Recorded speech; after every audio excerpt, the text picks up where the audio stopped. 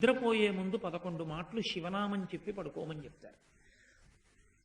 తెల్లవారి నిద్ర లేచేటప్పుడు మీరు పరమశివ భక్తులైనా సరే, మీ కులదేవత పార్వతీ పరమేశ్వరులైనా సరే, శివ అంటూ లేవడాన్ని శాస్త్రం అంగీకరించదు. శాస్త్రమే. శివుడు కేశవుడు రెండని నేను అంటలేదు. కానీ దేని స్థితి దాందే అంతే.